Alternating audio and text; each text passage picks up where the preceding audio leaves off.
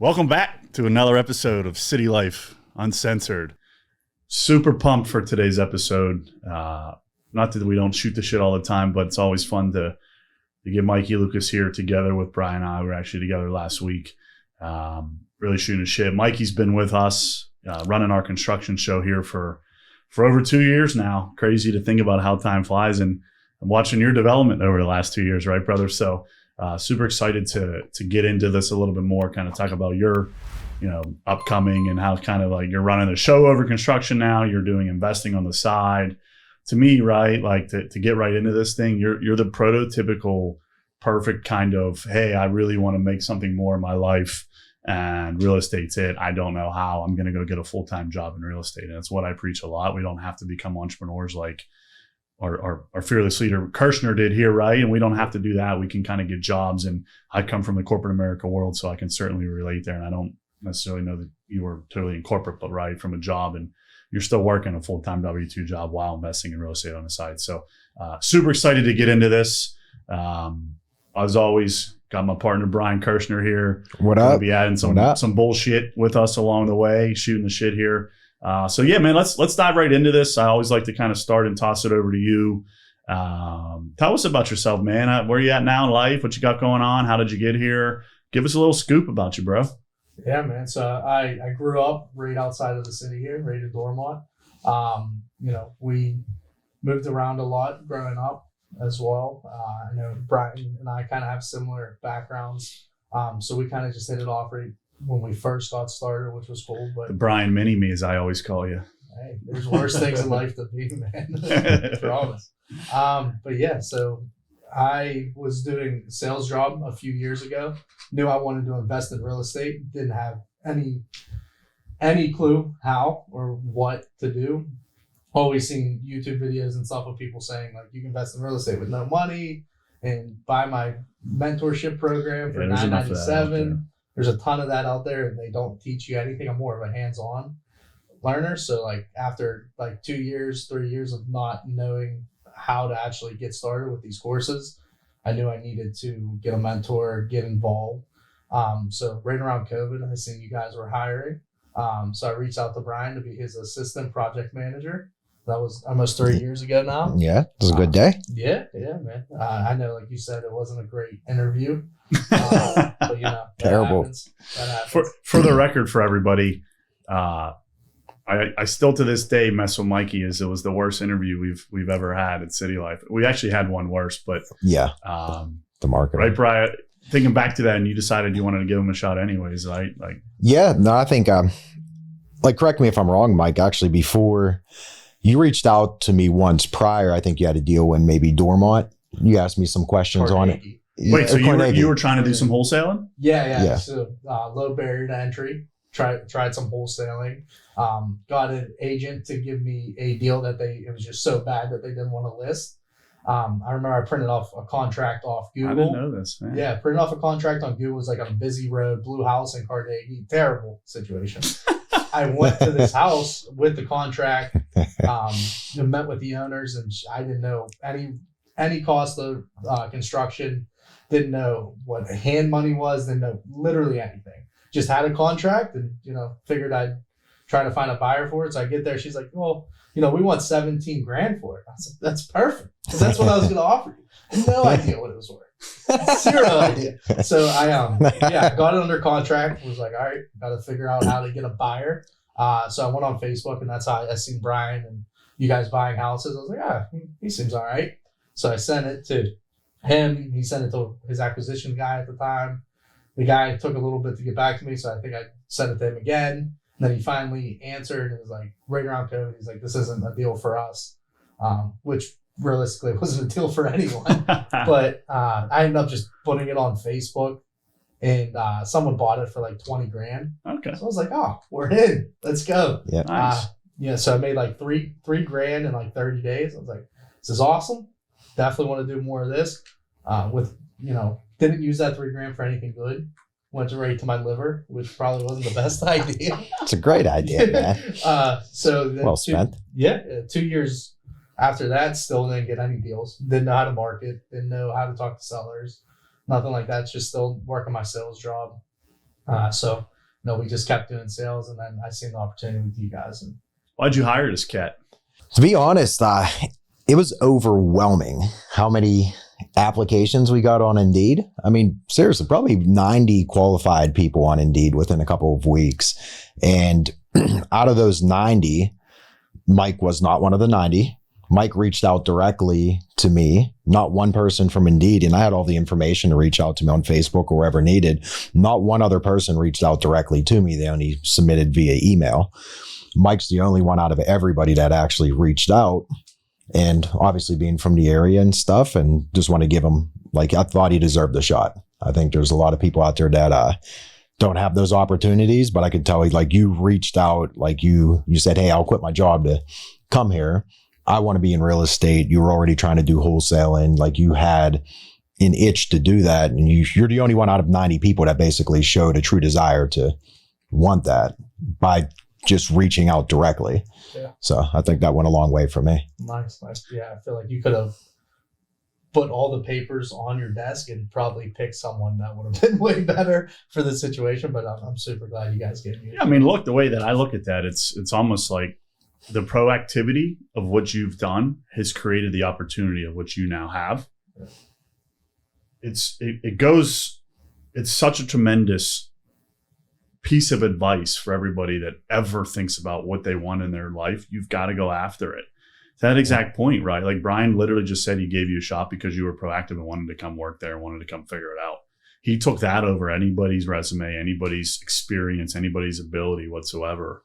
Right. So let me fast forward a little bit. How was, obviously it sounds as though you weren't quite qualified for what he was looking for, but you had a desire and energy and want to go be successful. How was the first several months right? You came on as a construction manager, attached yourself. Brian was obviously running the construction side of the entire company at that point in time. And you came in without construction experience. You just said you tried wholesaling a deal and had no idea anything whatsoever.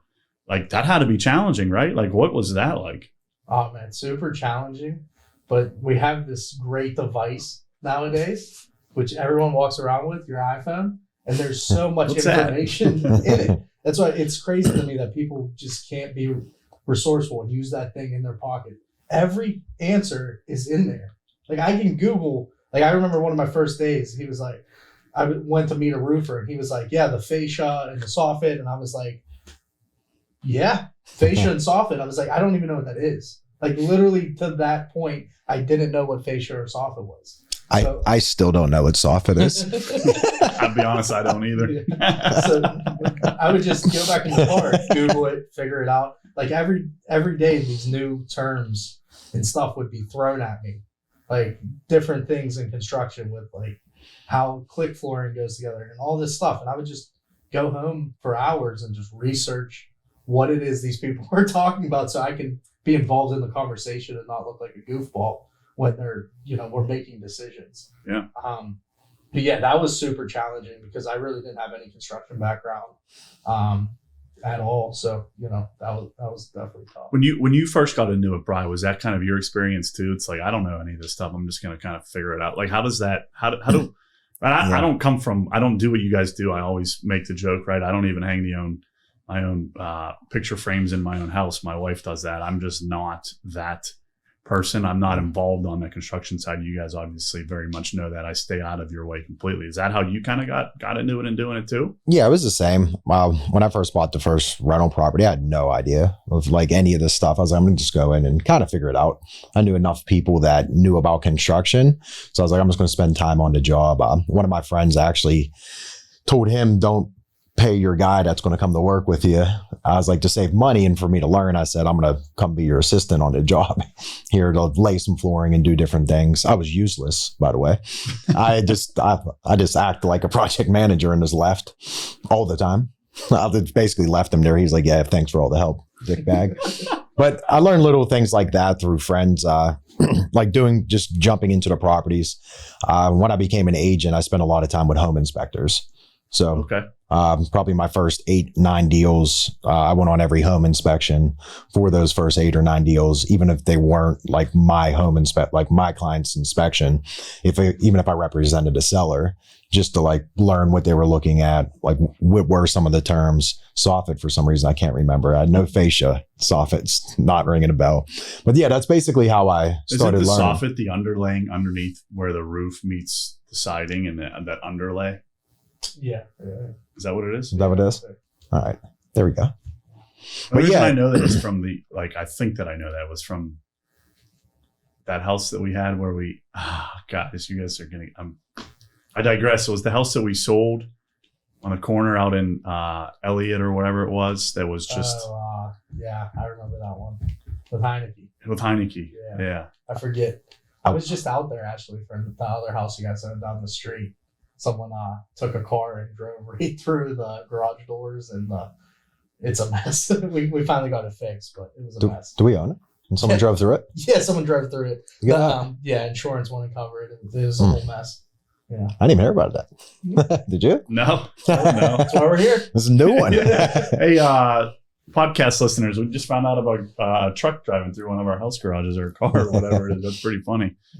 Listen, you talk a lot about, right, when you first started, obviously, we talked a little bit about it of, hey, you kind of want to learn, you're going to figure it out. And you often say you attach yourself to Brian's hip for a long period of time to learn, right? Like what was that like for you, twofold? One, from the education standpoint, two, from the, hey, I'm doing all of this, I'm probably not well off cash flow wise in your own life and different things like that. Just tell me about that experience of aside from Googling, right, in the car, learning stuff, like what that whole experience has taught you and how it's going to set you up for success in your life moving forward.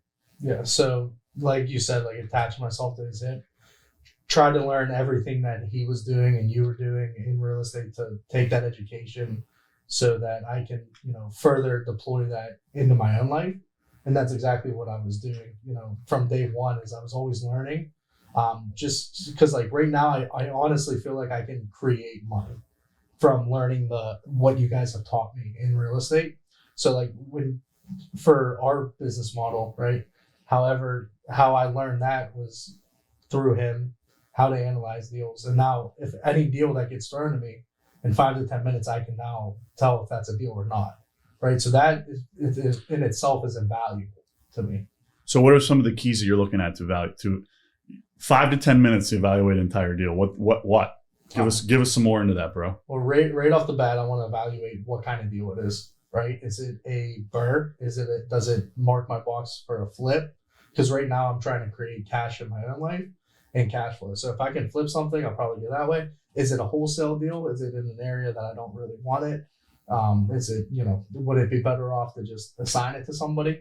But real quickly, like if I'm going to keep it, I'm going to look at the ARV. I'm going to look at the construction cost, and I'm going to look at, what I can pull out of that deal to leverage it to buy more deals to further my real estate portfolio. So how much of that have you done on your own? I just next week close on my 5th property. Wow. Congrats. Yeah. That's pretty awesome. So when did you get your first? My first was just a year ago. So the beginning of the year was my first deal. Okay. So you'll do 5 this year? 5 this year. What's your goal next year? 10. Yeah. 10. So after the end of next year, you'll have 15 in 2 years? Yeah. That's fantastic. Yeah, you kind of messed me up a little bit when you looked at my goals on my phone the other day and you're like, wow, these are so small. And I was like, you're right. I was actually kind of embarrassed to hand you it after because I was like, just seeing them just knocking off one by one at the beginning of the year till now, it's like, dang, I should have been thinking. Why don't you go into that a little bit, right? Why do you have your goal? So for those reading into this a little bit, we were out last week and Mikey has all of his goals on the screenshot or screen cover of his phone, right? How like the backdrop of his phone. Yep. And so I looked at those and we chatted a little bit, but why are those on your phone? Like it's fascinating to me that they're there. I love that. I don't have that on mine. I never did. I have extremely high goals and they're in my brain. So what's the value in doing that for you? So why I do it is honestly because Brian, I've seen him, he did that on his, and obviously I want to, like in my career, money wise, family wise, like I want to be the best I can be. And when you're with somebody that is achieving goals that you're with every day, you start picking up these little things that they do. So like right when I seen that, I was like, there's a reason he's hitting his goals, and it's probably because he's looking at them every day, and it's right there. So the second I seen that, I was like, stole that. And I know like Evan just seen mine the other day. Now Evan does it. Yeah. And it's like these key little things that putting your goals in front of you, having like you just relaying what your mentor and people in the position you want to be are doing, you need to do. Like it's not complicated stuff, right? Like there's these little things that you can do daily to get to the point where you want to be. So if it's anything, if it's writing, if he told me tomorrow, write your goals down 15 times and do 3 Hail Marys, like I'm doing that, right? It doesn't matter. What I've learned, like to that point, is you don't have to reinvent the wheel. There's a lot of successful people out there doing things that have achieved like great things in the past, whether it's reading books, writing down goals, or whatever that might be. So just follow what, like I learned writing down goals and stuff just from reading a lot of like reading books, mostly reading goal related books and high productivity books. I didn't see that on the phone, but it was always keep a notebook or whatever, always have your goals in front of you. So that's where I stole that from somebody else, just like hopefully people just do the same thing. And yeah, I want to throw this out there too, because for me, I don't believe it's stealing, right? And I know you guys don't either, but you both throughout the word kind of stole it from somebody else. I think that they're gifting that to you and they want you to have that. And that's why they bring you under their wing and do that, right? Mentorship is incredible. And, for me, prior to, getting into real estate, becoming Brian's partner and really becoming an entrepreneur and growing City Life to what it has today, I always looked at it as, that it wasn't that matter. If I worked as hard as I could, mentorship is what it is. And I would never in a million years, 3 years ago, have ever thought to pay for mentorship and pay for friendship. I mean, I literally for years had the mentality of like fraternities and frat brothers, like you're paying for your friends, you're a loser. I can get friends on my own. And like my mindset has developed and changed so much to that's not what it's all about. It's about, look, if you can compress time and understand why mentors and different people are doing what they're doing, it's worth that investment of time and money. And at the end of the day, what comes of that is something much bigger and greater, friendships, opportunities, different pieces like that. So, right, it's fascinating to hear that you say that because it is so true. And a lot of people don't look at it that way. And what I call that, right, is an abundance mindset. That's what you're having there. And he wants to gift you everything that he's doing and why he's doing and explain all of those things. And if we realize that as individuals in the society, like we can create something so much bigger than whatever it is that we thought originally. Right. And it's simple things. We don't have to reinvent the wheel. 99% of city life has been built on what we've learned by watching other people and literally mimicking exactly what they're doing on a daily basis, on a weekly basis. The thing that we know is we could do it better. So let's take all of the good from what somebody else is doing, get rid of the bad, and we can continue to get better. Right. I always call it like a processing brain, a processing business. You bring all of this information in and all you have to then do is decipher the good from the bad, get rid of the bad and keep the good. And you can become that much better, that much quicker because there's so many ideas out there. Some of them are bad.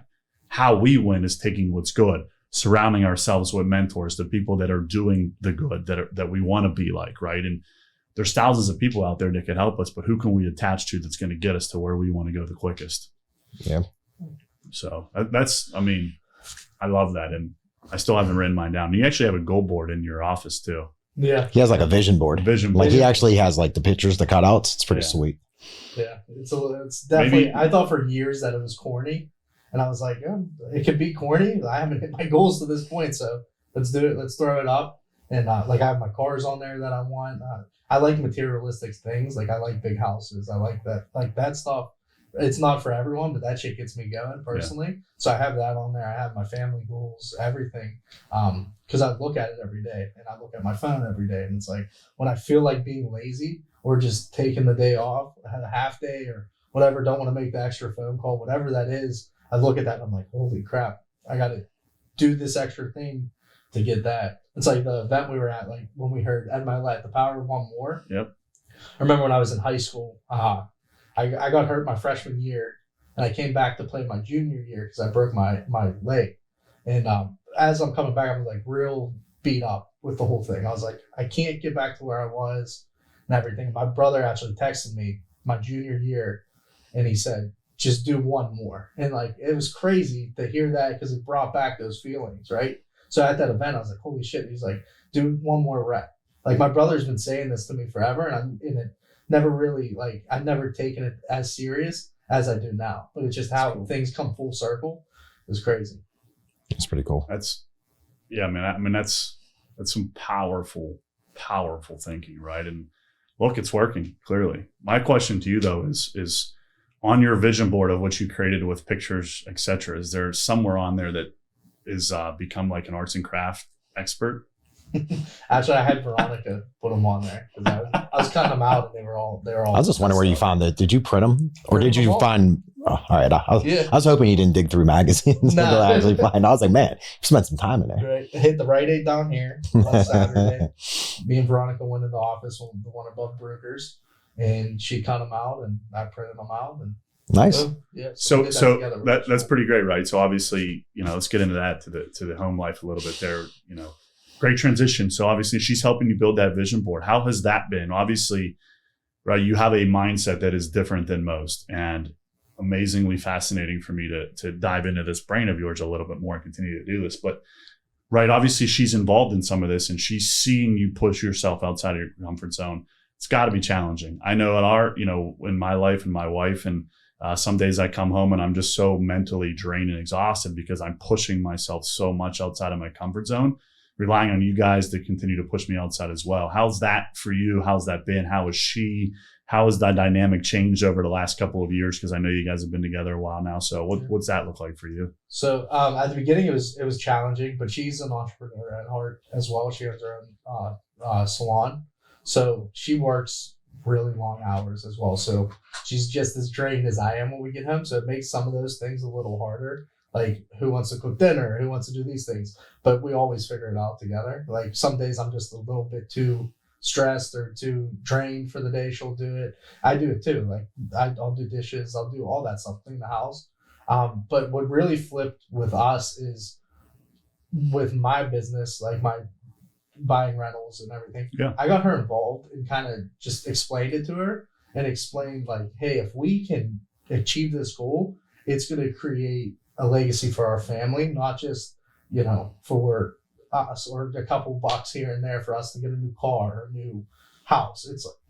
It's a legacy thing, right? So we can, when we get 100 single family homes that are producing, right? And she wants to stay home with the kids or not work. We can do that. Or we can go on those nice vacations. We can do those things, right? But right now, we have no kids. We have, we're both working super hard. We can make those sacrifices. Like every day I walk through my basement and I'm running a construction company. I have money to do it and my basement is torn apart and I haven't touched it because it's like a delayed gratification, right? Because we're focusing on my day-to-day rentals and my W-2 and working 12, 14 hours a day and then on the weekends and then trying to do family things. So it's like, all right, who cares about the basement right now? Who cares about the new car? And let's work together to achieve these goals. And once we get there, we set milestones. So like right now our milestone, she wants to go to Italy, like super bad, which I do too. It seems awesome. Once we get 10 rentals, we're going to do that. Great. Right. So once our cash flow and once our rentals produce so much, we make these goals like, hey, we're going to now take the vacation. Is that what you use to help you prioritize? Yeah, in a way, for sure. Because for me, she likes those things. I do too. And, you have to treat yourself, but it's more like, I honestly like the day to day. Like I like being at Lowe's at 8 p.m. to pick shit up for my rental because I know no one else is doing it. Yeah. Like that's the stuff that kind of gets me off a little bit is like, I know that I'm working harder than you.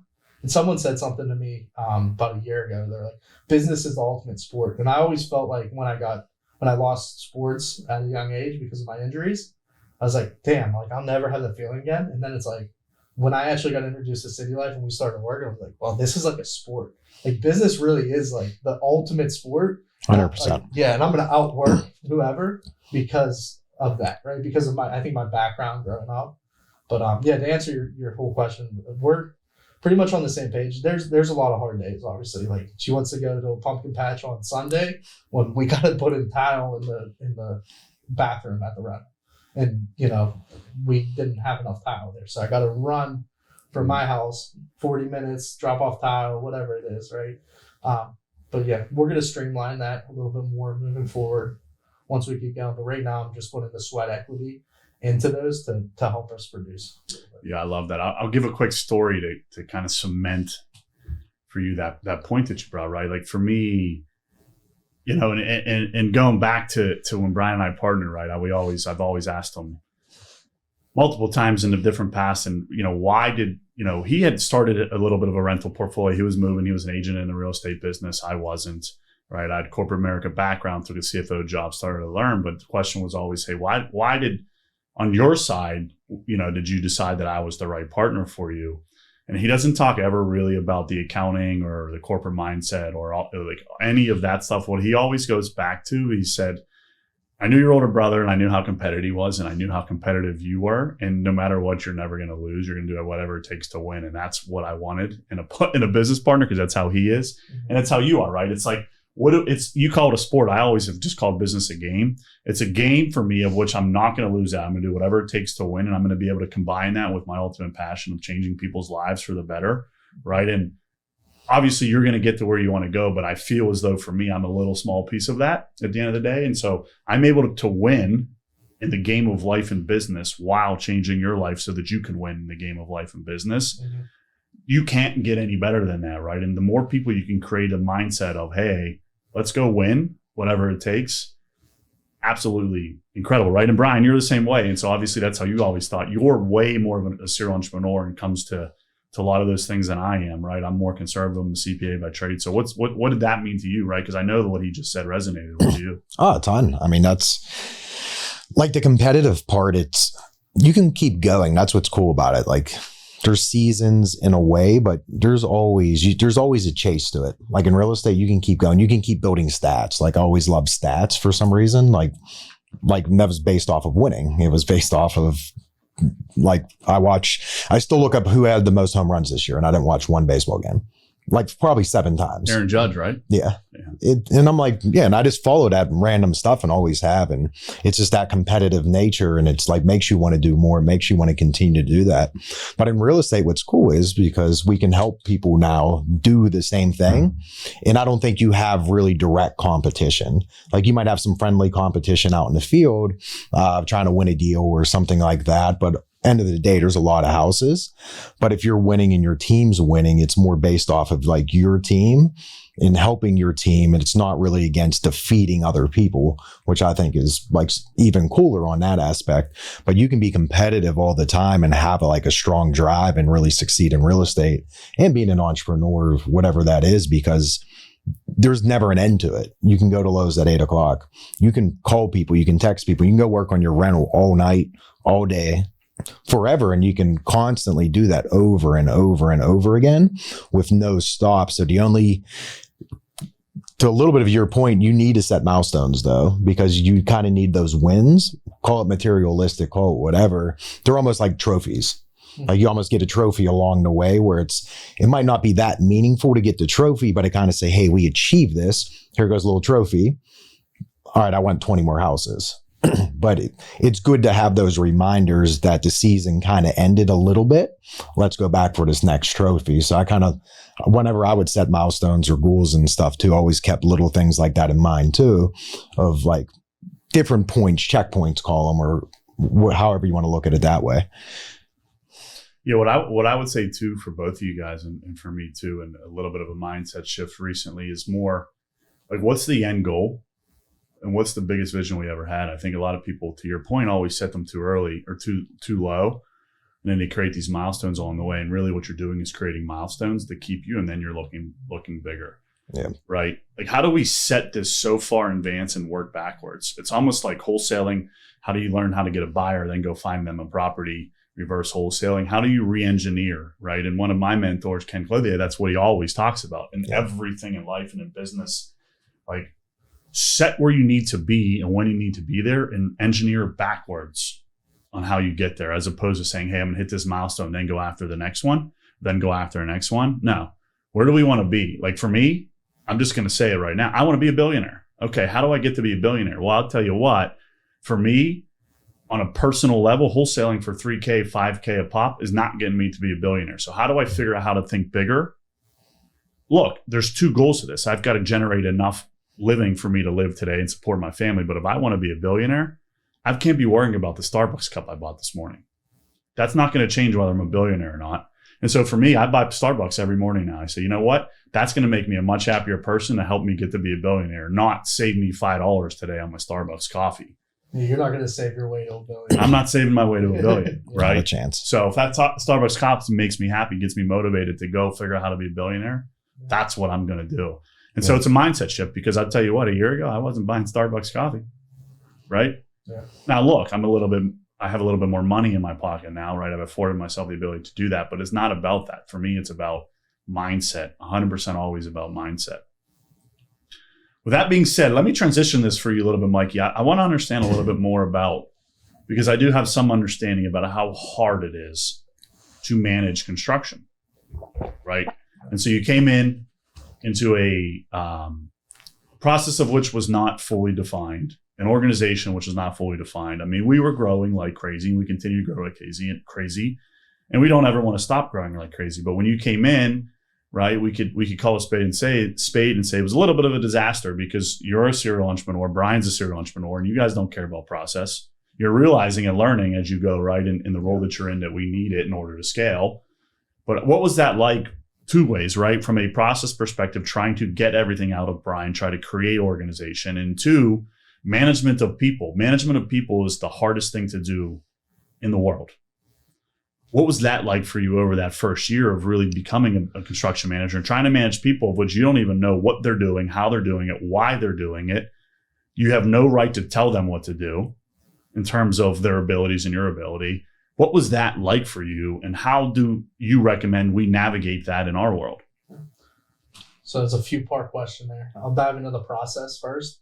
The process part, I feel like we did have a process, not one that was scalable or obtainable. I had a process for how I like to do things because I didn't know anything else. So it's like I had ways to manage projects that, I want to be able to hand off to someone else and let them do it. Like a lot of it was in my head, a lot of it was in notebooks. Like there was no process there, but we did have like a process per se to do it myself, which isn't scalable. So that's what we try to break and fix, right? Which has been terribly hard. So hard because I'm one of those people that go, write it down later type thing. Like let's go get things done. So you're trying to keep that part of the business going where you have to get shit done every single day. One of our core values. So it's like we're still going a million miles a minute, and now we're trying to plug in processes over the way. But it's not just myself or one other person trying to plug in processes. With a company like this, you have different arms. So you have, this process might work perfectly for you, but really screws the next guy. So the next part of the company or the next person. So that's challenging, right? Is you can't be so selfish to not screw the next How do you look big picture? Yeah. How do you look big picture? And for stuff like that, that's not what I'm good at. So trying to learn it and trying to plug it in, it's challenging. It's going to be challenging for the next 6 to 12 months. Yeah. But we're going to figure that part out for sure. What about learning how at a young age to manage, right, projects, contractors, people doing great work out on site, of which you're not sure if that's the best, and or right, sometimes we want to do things differently than what the expert in the room thinks is best because of reasons of which they're not sure of, right? Saving money because of ARVs, right? And the contractor doesn't understand what an ARV is. So what was that like during year one and trying to navigate personalities, trying to get people to do what you need them to do, etc.? Honestly, I feel like most of that's just communication, explaining why we can't tear out cabinets that aren't the best, and explaining the market and explaining the area. This is why we need to hit this ARV. This is how much money we have to do it. Like explaining that to these guys in the field so they actually understand it. They're like, well, these cabinets stink. In their mind, this kitchen stinks. Let's tear it out and let me do what I do best and put it in the kitchen. Obviously, that's not feasible for every project. So just explaining it to them. that goes a long way. They're like, oh, okay, that makes a lot of sense. And I feel like a lot of people come in management and are like, you cannot tear those cabinets out because of, because I said so. That's not how I went about things. And I'm not going to tell a contractor who's been doing it for 40 years how to put in a piece of baseboard or hang a cabinet. I let the professionals do the professional things. I just bring in my point of view from like a market analysis on where we need to be for the business, for our model. And then we find a way around the problem. So it's not just me picking out what we're going to do. We pick it together. And then, they'll put their plug in too and say like, hey, these cabinets are actually so bad where I can't fix them. And then we go back to the drawing board. All right, we're doing new cabinets. Where else can we save? There's somewhere else in this project where we can save $3,000 that we were going to do before that we're not going to do now because the professional, the guy who does this every day for 30 years, in this 26-year-old, I'm not going to tell him to save those. You're only 26? 26. I keep forgetting now your exact age, Mike. So with that, obviously I did the same job for a couple of years, and I knew as a lot the owner of the per se, not as the construction manager too. Yeah, so I dealt with a lot of the same problems, a lot of personalities, a lot of friends too. A lot of my friends ended up being in the construction industry, so knew those guys. So we like to call city life in our early stages Carrick U. There's a lot of Carrick people that came in and out of there. But yeah, I mean, from there, so I already had some relationships. Like most of the relationships were built from, like I either knew them or I knew at least one of them who brought in a friend or something like that. So yeah, I was going to say, what was the most challenging part of developing the relationships, like transitioning the relationships from me to you? Because I knew that took a little bit of time. And obviously at the beginning, they would still call me. Mm-hmm. They would still call me like, hey, Brad, like, why are you calling me? Like, call Mike. But I knew there was a little bit of a transition there. What do you think was the toughest part there? Yeah, such a transition for sure. Yeah, it was tough because, I think the age thing too, to people in the relationships, like you built great relationships with these people and they want to be in your atmosphere. They want to talk to Brian Kirchner, right? So it's like, I'm going to call Brian to get the answer because I did for the last 3 months and, he's my friend. I've known him forever. We've done business together, so that part. And probably right. They're probably also thinking this little young kid's just going to go to Brian anyways. I'm going to get right to the source. Absolutely. Yeah. Right? Yeah. So, I always did 3 things. Like the first time, like Brian would text me, hey, like if someone called him, hey, call Mike. And then they would call me and I'd be with Brian, like sometimes in the car or something. And he'd be like, yeah, call Mike. And I'd be right there. And then they would call me and then like, I'd see them at jobs and I'd be like, hey man, like Brian's super busy. He's not like, just anything that you have, just direct it to me and we'll make it happen. And once they started that relationship with me and, knowing that I'm going to answer right away and I'm going to give them the answer on what they need or we're going to figure out the problem. It just takes time. It's more of a timing thing. It's not like they didn't know how long I was going to be here. They didn't know if it was for 1 season or if it's for 10. Yeah. Right. So it's like, all right. Now, like, we had the same thing with other project managers that come in, right? People still call me. It's a hard thing to delegate to someone else once you're, delegating and elevating. You build that trust. I mean, that I think with you, I trusted that you were like personable enough, like the guys would respect you. I think it's trust, respect. I think that's something that's earned. And I think it took a little bit of time to earn it, but I think once I let you do it, you were able to do it. And I think, rarely I hear from any of the guys. I hear from a couple of my friends now and again, just a call, but that's it.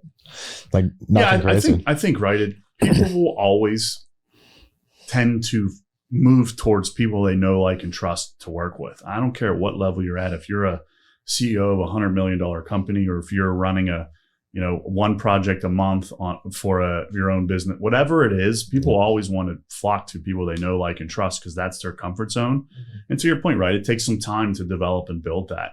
Any, not to throw you on the spot here, but any examples of something gone wrong when it comes to the know, like, and trust world, or trying to take over management where it was just a relationship disaster or a fight or a funny example, anything you could give that said like, yeah, this sucks.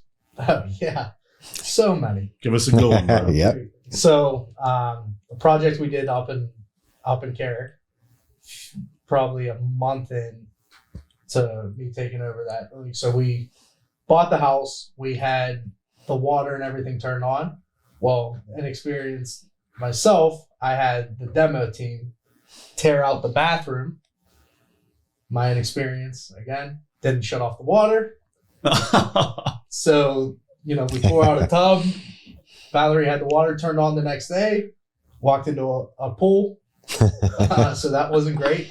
But one thing, like with everything that happens in construction, like if I wrote down everything that went bad every day, every single day, there would just be so much. But what I do is anything that happened, right, that's my fault or I seen that might have been someone else's fault. Obviously, with my role in the company, everything's my fault. So it doesn't matter, on the construction side. But I always figure out, I'm a big believer in don't do the same thing twice. Like if you mess up and you keep doing the same thing, like that, I have zero patience for that.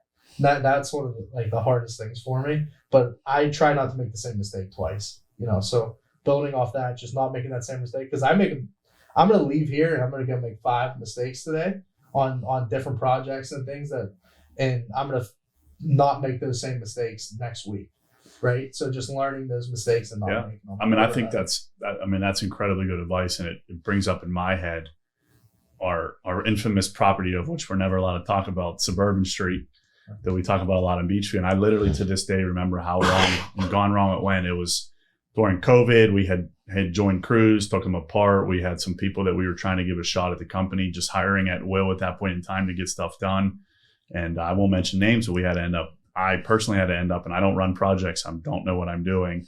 And it was such a disaster that we had a person there we didn't want, and I had to end up firing him on the spot myself and got in a huge shouting match. And I was not on my best A game in terms of being leader and a manager in the business. And it was quite a disaster. We still own the property. I think we lost on that deal. It was the biggest loss we ever had. The good news is it was a time when we had a lot of other winners to kind of offset a lot of what was happening and going on. But we're still, and the power of real estate is what is amazing, because we did lose big. And our investment strategy is obviously the BRRRR investment strategy.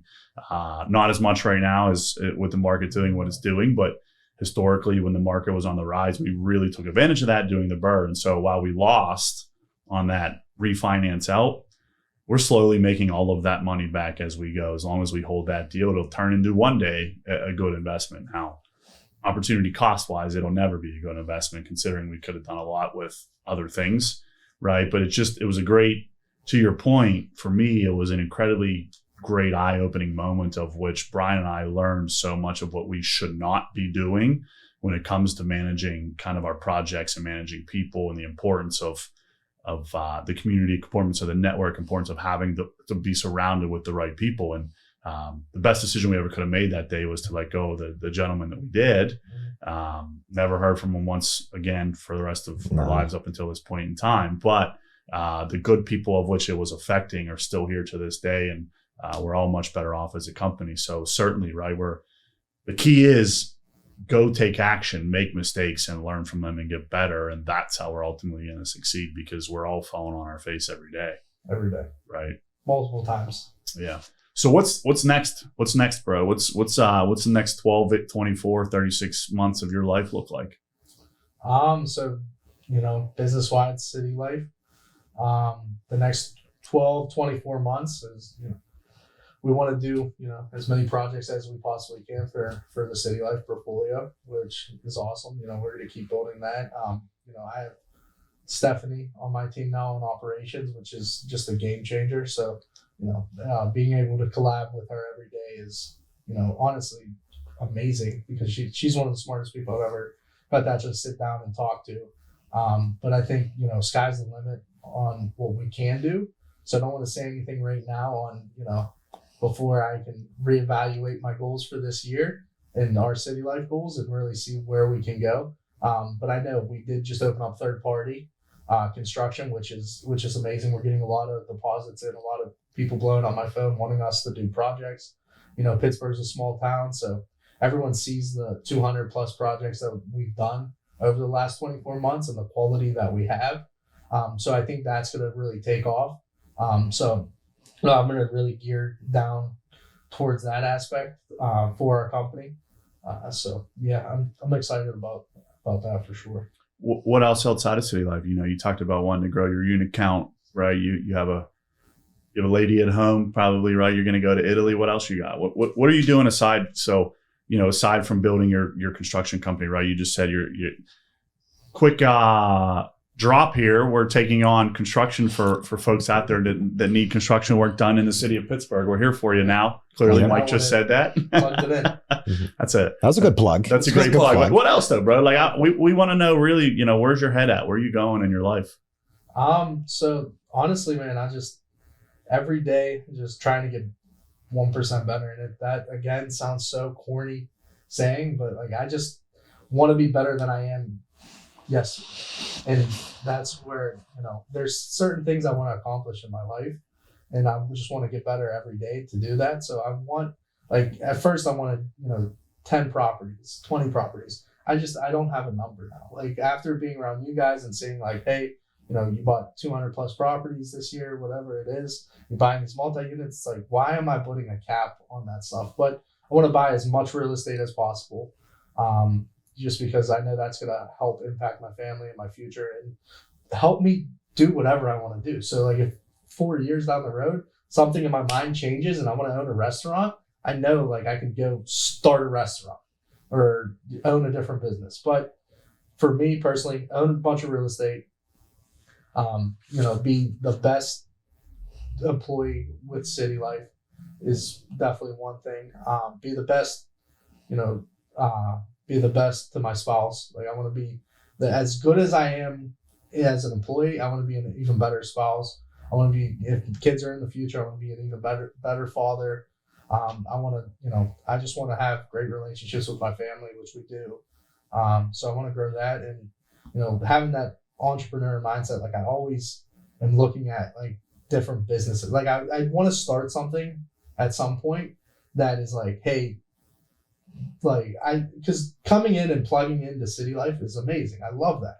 And being an entrepreneur, which is a word I just realized. I was gonna say, did you just make that up? I heard that. Like, hold on, we're not gonna pass that. What is that? An entrepreneur, so is somebody inside a business who can help grow that business and be like the best employee that they can, right? And actually be like a huge part of that organization, which I think a lot of people are that.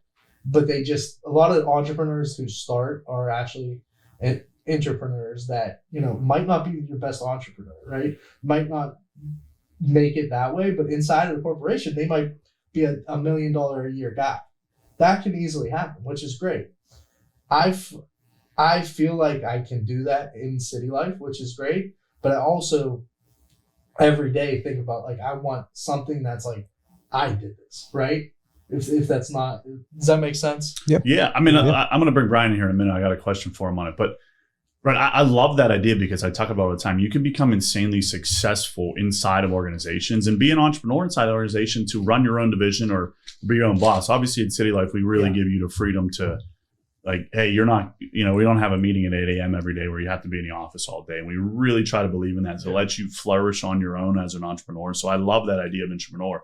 Really, right? The difference is risk appetite, right? When we started City Life, obviously we took insane amount of risk. Brian was taking risks since he's been a little kid in the womb, right? But like for me, I had to ask my wife for 6 months and say, hey, I got to take a huge risk here. I'm going to cut off all pay and all. We don't all have to do that. We could all become that entrepreneur within a business, grow it huge, help to be a huge part of growing that company huge.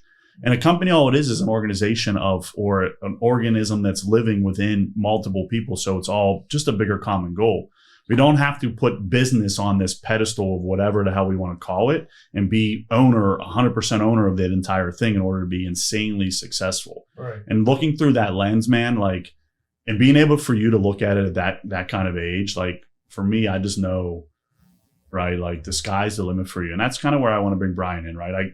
Over the last couple of years at City Life, I've always called you, and I'm a process guy through and through. And obviously, as you mentioned earlier, you're not the biggest process guy in the world. It's been difficult for you to kind of get that all on paper to create that scalable piece of everything, right? And I think you get a lot of that from Brian, as being around him a lot over the last couple of years, and obviously prior to that. And I always kind of say, hey, when we're in the back office talking about different things, and it's, if people are struggling and trying to get all this out of you, I'm like, well, yeah, no shit. He's the Brian mini me. You know how hard it's been to get stuff out of Brian over the last 3 years? It's never going to change. That's why we're good at our jobs, to be able to do that. So with that being said, I really want to ask Brian, right? Because over the last 2 years, you've been an instrumental part of Mikey's life and his career journey and his mindset journey and everything he's doing, right? And he speaks so highly of you. So I really want to turn it to you and ask you from a mentor and a mentorship perspective. Like, I mean, it's got to be amazing sitting here listening to him talk at the age of 26, where he's going. He's already got his rental units. He already understands that he can add value to an organization, of which, right, trust the leader is going to in return pay him. Like, just how forward he is in the way everything is going. Like, where do you see that going for him, and how proud are you, bro? Oh, I'm beyond proud. I mean, obviously, you know that, dude. No, it makes me proud every day. I mean, it's not often you come across people that listen to advice. Yeah. Right? Oh man. Right. We talk about that. Yeah. Now, I mean, how many random people reach out to me daily, or just even people you work with over the years and stuff? People will always reach out asking for advice, act like they want to learn, but you're somebody that actually, anytime we were in a house, you asked me a million questions about everything, not only just this. Like, I love giving you information like that, because I can actually tell you weren't just asking just to ask. You weren't just calling me out of the blue because you had a random idea. Just ask me a question. You were asking me because you honestly wanted to know it, to put it to use to something. So no, that makes me extremely proud. And man, I always say this, I wish I got started earlier, because I didn't really get started in real estate truly until I was like 29, 30 by the time I got my license. So you're being only 26, already 2 years into the game, being around us, running an entire construction company, owning 5 properties, sky's the limit. It's like, you can do whatever you want to do. I mean, he literally like the other thing that he has, just maybe cover your ears or something, right? Because I don't want to get your head too big. We're going to fuck him up after this. Yeah, we got to find a couple things wrong in the field, so you yell. Yeah. But I'm going to go walking projects. Like, a quick example, it's like, to me also, like, even Brian, when you started at a later age, it took you a long time to figure out how to surround yourself with the right people. Yep. And for him, and I'm not trying to toot your horn or anything like that, but what I'm saying is, at an early age, like, even in that, he's realized, like, in order to become extremely successful, he's got to surround himself with the right people. And that's the harder thing to do and the harder thing to realize mentally. Yep. Not only you, but not only everything that we're doing and us, but like a recent example, you said that event that we were just at, right? And so you're referring to Scale and Escape down in Florida, that the runner of that's Ken Clothier, who is one of my mentors, and I'm in his mastermind and get incredibly good advice from it. And so I was speaking at that event on behalf of Kent and what he was building in the program. And I just remember walking through the office and Mikey saying, "Hey, dude, I didn't know you were going down to that and speaking at that event. We already got tickets, me and Buckley." Like, the dude had bought a ticket to go to this event and not even having any idea of our relationship with the runner of that organization, all of that. Like, he's doing stuff to put himself in position to learn and grow and surround himself with people that are doing things. I'm sure you networked a ton down there, right? Like, quite frankly, we brought our leadership team down and you got to network with our entire leadership team for 3 days, right? Like, it's just incredible for me to see, what you're doing there and how you're manufacturing and creating your own success within an organization, right? Outside of an organization, all of it, man. So, very proud, man. I think that's well said too, because obviously you're taking the extra steps to get knowledge and to learn, and most people don't do that. I know you're going to be taking part of the Steel City Syndicate. You're going to be working with Casey a lot. Another on that, plug. which Let's is go. Great. Plug it. I tried squeezing it in. But no, on some real shit, it's basically being able to, because I think you're in a position now to, construction's such a trial and error. Yeah. Like, and it costs a lot of money to have trial and error. Like, we did so much trial and error on properties through millions and millions of dollars worth of renovations, and being able to go through that and see that 200 projects is a lot of projects to project manage and see. And you've done some on your own. So, like those pain points as well. You have probably 10 to 20 years worth of knowledge to be able to share with people. I was about to say, bro, there's people that have been in the industry 30 years and they tell, I've been in this industry 30 years. I know what I'm doing. Yep. You can literally say, okay, cool. How many projects have you done? And they're probably going to tell you 100. Yeah. You know what I'm saying? Yeah. Like, cool, I'm 26. I've been in it a little over 2 years. And oh, by the way, I'm now much more experienced than you are, sir. So throw your 30 years out the window, please. Yeah. We're talking 200 projects that were north of probably $35,000, $40,000. These aren't cheap projects. These aren't, hey, we did 200 paint jobs or 200 bathtubs. Probably 10 million in spending off the top of my head, if I had to probably guess. Pretty easy. Yeah. Easily. Yeah, 100%. Because 40,000 per job. Look at you, mathematician. Look at that. It's like what I said the other day. CFO coming soon. Yeah, we got a long way to go for that. All right, hey, I'm gonna wrap this thing up, guys. Right. So, what is, Mike? I always kind of end it with this, right? What is the one piece of advice that you could give anybody that's listening to you with where you're at in your career and everything else? Like, what's that one piece of advice that can change somebody's life? It's easy. It's something that I live by daily. When everything's just thrown at me and I just want to really give up or, just put my head through a wall. It's a saying from Jim Rohn. It's don't wish it was easier, wish you were better. So that, tell yourself that every day. Look at life, look at problems that way. And I swear it will flip a switch in your brain and it will just help you figure out that problem, get you over that hump.